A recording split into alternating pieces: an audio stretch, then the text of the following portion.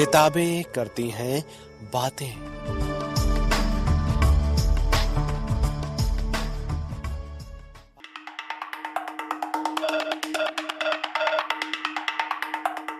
सहकार radio के श्रोताओं को पवन का नमस्कार। साथियों, किताबें करती हैं बातें कार्यक्रम के तहत पेश है एक नई पुस्तिका मकड़ा और मक्खी की ऑडियो रिकॉर्डिंग। इसे लिखा है विल्हेल्म लिबकनेख्त ने और इसे प्रकाशित किया है राहुल फाउंडेशन लखनऊ ने। आप सभी उस तोंदियल रोएदार चिपचिपे शरीर वाले कीड़े से परिचित हैं जो यथासंभव दिन के उजाले से दूर अपने उस घातक जाले को बुना करता है जिसमें कि कोई भूख से व्याकुल अदूरदर्शी असावधान मक्खी फंस जाती है और समाप्त हो जाती है।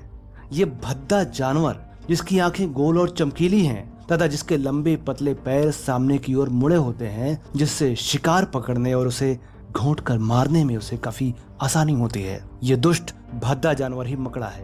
वो मौन निश्चल अपनी मांद में पड़ा रहकर अपने शिकार के जाल में फंसने की प्रतीक्षा करता है या फिर निर्बल मक्खी को फंसाने और बेरहमी के साथ जकड़ने के लिए घातक जाले के धागों को बुनता रहता है। ये घृणित जीव अपने जाले में किसी तरह की कमी न रहने देने के लिए अपना अधिकाधिक समय व्यय करता है। अपनी कला और परिश्रम का उपयोग वो जाले को बुनने में करता है ताकि शिकार किसी भी हालत में उसके बंधन से मुक्त न होने पाए। पहले ये एक तार फेंकता है, फिर दूसरा, फिर तीसरा और फिर अधिक से अधिक। ये आड़े तिरछे तारों को खींचता है, हर एक तार को दूसरे तार से फंसाता है ताकि मृत्यु की यंत्रणा में पड़े हुए शिकार की छटपटाहट से जाला टूट न जाए, क्षतिग्रस्त न हो जाए।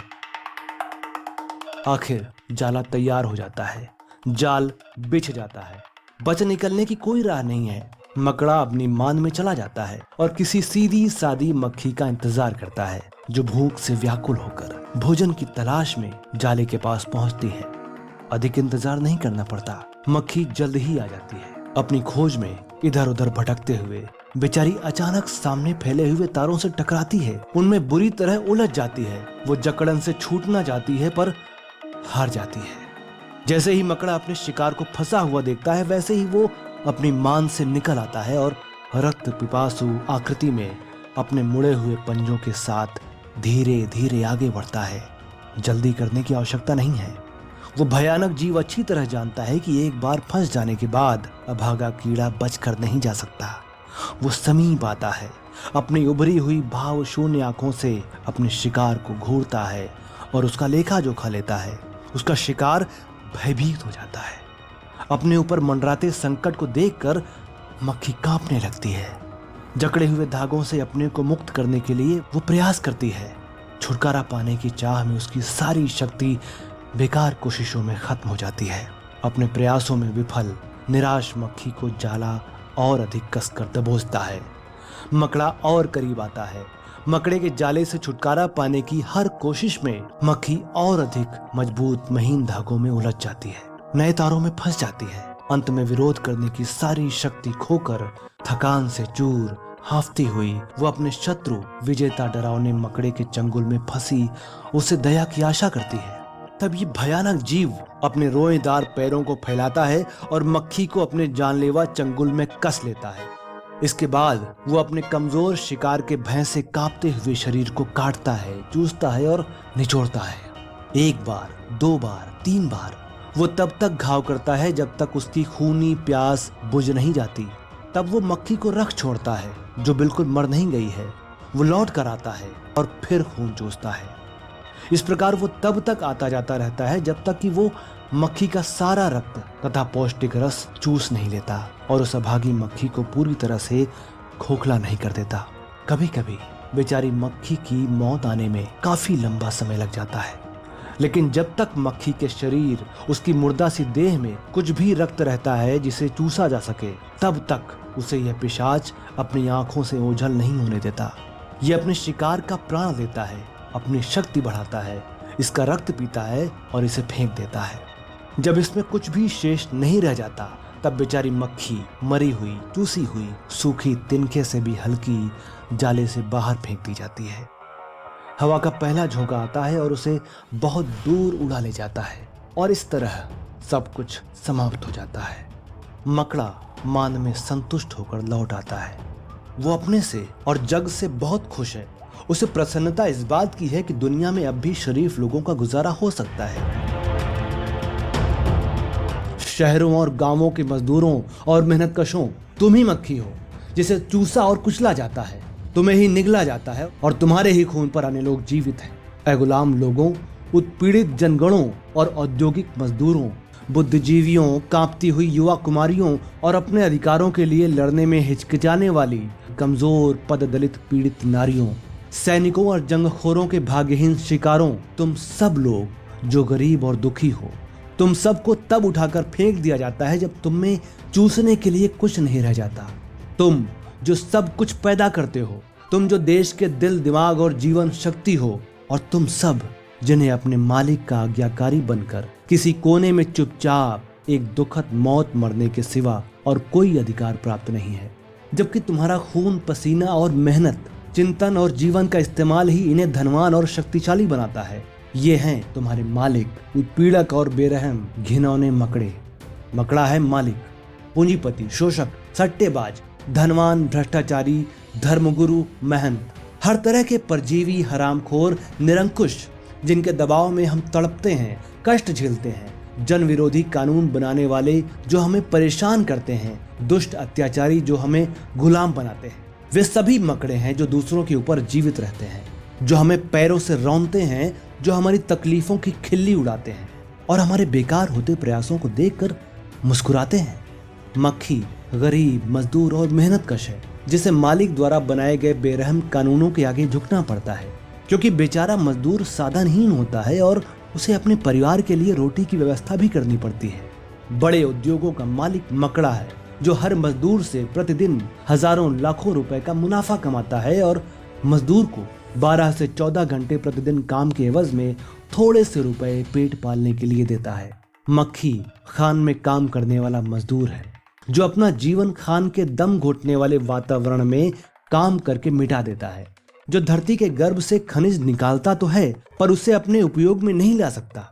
मकड़ा श्रीमान शेयर होल्डर हैं, जो अपने शेयर की कीमत दुगनी तिगुनी होते देखते हैं, पर जो मजदूरों से उनकी मेहनत का फल छीनते हैं, और जब भी मेहनत करने वाले जरा भी मजदूरी बढ़ाने की मांग करते हैं तो वे विद्रोहियों को गोली से उड़ा देने के लिए सेना बुला लेते हैं। वो बालक मक्खी है जिसे छोटी आयु में ही कारखाने, वर्कशॉप तथा घरों में जीवित रहने के लिए कठोर परिश्रम और गुलामी करनी पड़ती है। गरीब माँ बाप मकड़े नहीं हैं जो परिस्थितियों वश अपने बच्चों की बलि देने हेतु लाचार होते हैं। मकड़ा है आज के समाज की बुरी दशा, जो उन्हें अपनी स्वाभाविक भावनाओं को भूल जाने और अपने परिवार को खुद ही नष्ट कर देने के लिए मजबूर कर देती है।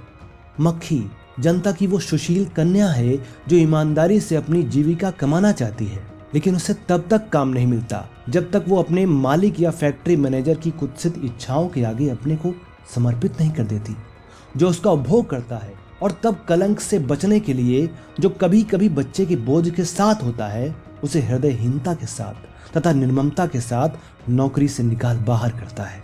मकड़ा बड़े घर का घमंडी छैला है, निठल्ला और आवारा, जो अनेक भोली भाली नवयुवतियों को फुसलाता है और अपनी तड़क भड़क से फंसाता है और बेइज्जत करता है और कीचड़ में घसीटता है, जो अधिक से अधिक औरतों की इज्जत बर्बाद करना ही अपना सम्मान समझता है। कठिन परिश्रम कर खेत जोतने वालों, तुम हो मक्खी। तुम धनी भूस्वामियों के लिए जमीन जोतते हो, अनाज बोते हो पर काट नहीं सकते, फल उगाते हो पर स्वाद नहीं चख सकते।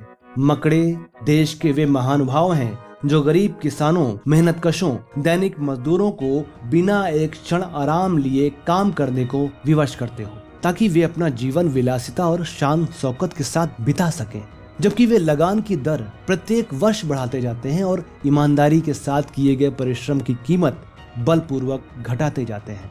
हम सभी गरीब और सीधे साधे लोग मक्खी हैं, जो युगों से बलिदान की वेदी की सीढ़ियों पर कांपते रहे हैं। हम पुरोहितों के अभिशाप से भयभीत रहे हैं। हम जो आपस में झगड़ते आए हैं, एक दूसरे को दबाते आए हैं। हम जो जालिमों को अन्याय द्वारा प्राप्त फल का आनंद लेने देते रहे हैं, क्योंकि हम लोगों की बुद्धि धार्मिक उपदेशों के प्रभाव से विवेकहीन हो चुकी है। मकड़े हैं काले लबादे पहने, धूर्त और लोलुप आंखों वाले पादरी, पुरोहित, धर्मगुरु और मौलवी, जो विश्वास करने वाले लोगों के भोले दिमागों में गर्त की ओर ले जाने वाली शिक्षाएं भरते हैं।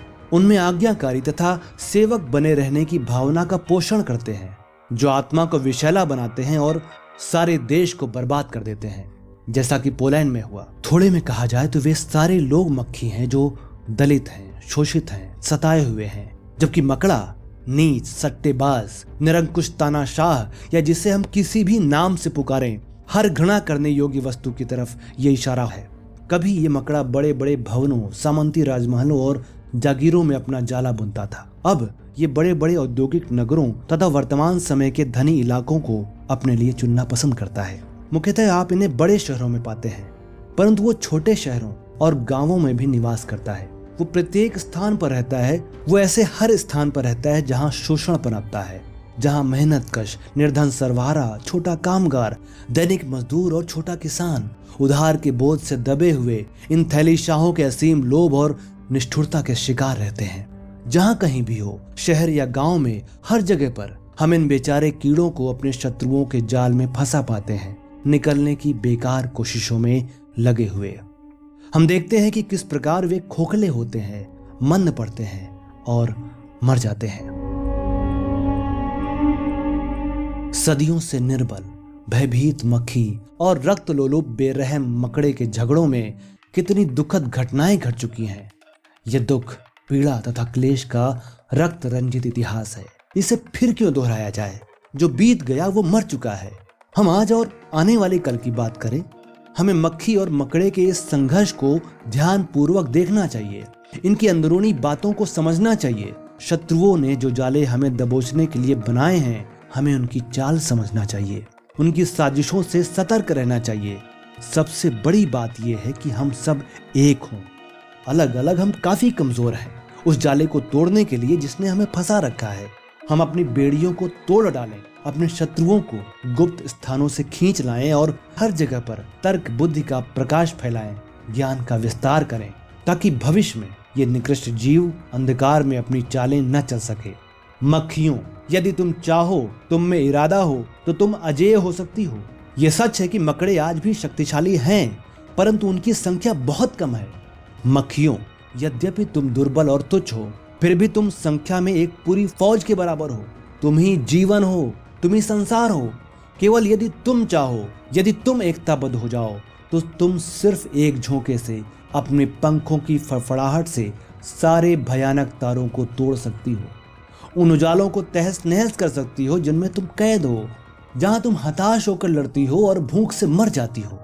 अगर तुम में इरादा हो तो तुम दरिद्रता और दास्तां को गुजरे दिनों की बातें बना सकती हो।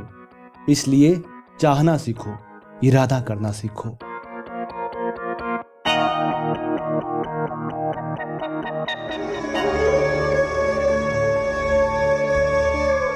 किताबें करती हैं बातें।